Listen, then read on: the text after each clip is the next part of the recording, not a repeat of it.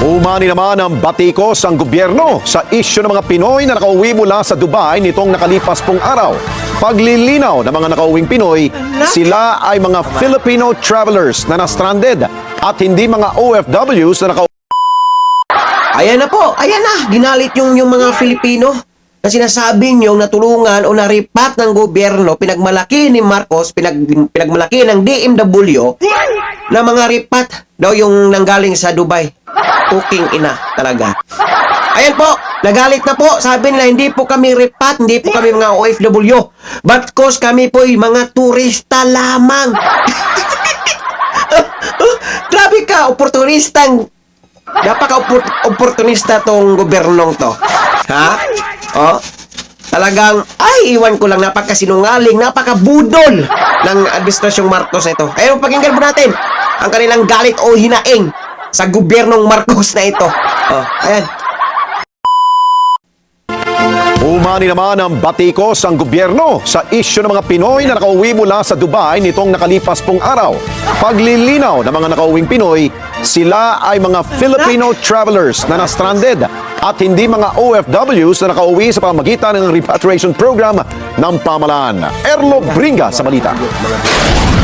Inulan ng batikos ngayon sa social media ang Department of Migrant Workers o DMW maging ang OWA sa naging pag-uwi ng mga Pilipino mula sa Dubai nitong Huwebes. Umabot sa higit 4 na ng Pinoy ang umuwi sa kabila ng mga kaguluhan sa gitnang silangan. Kabilang sa naging komento ng netizen, sabi lang ang isang nakasama sa mga umuwi ay ang pagpapasalamat nito sa UAE government dahil sa ginawang pagtulong sa kanila para makauwi. Sa baba nito sa kanyang post, ang mga umuwi at stranded ng mga Filipino travelers ay hindi parte ng OFW repatriation program.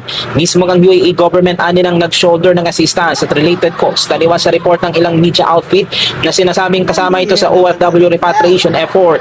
Sana raw ay maging accurate ang impormasyon.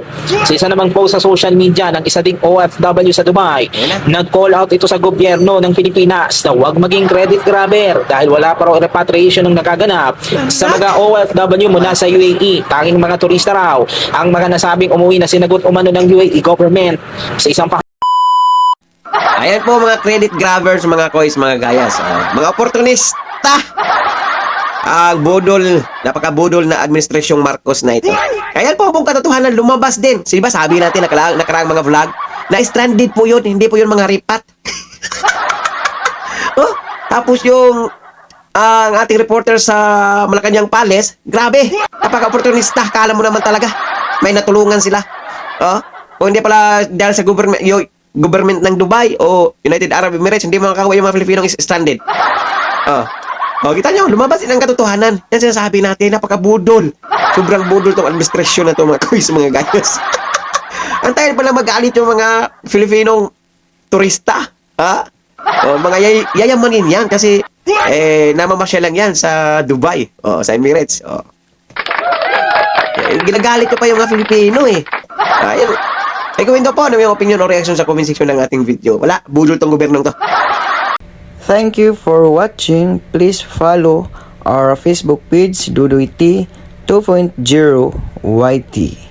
And also we have our YouTube channel Kuya Doy or at Kuya_Doy. Thank you so much. God bless all. Peace. Bye bye.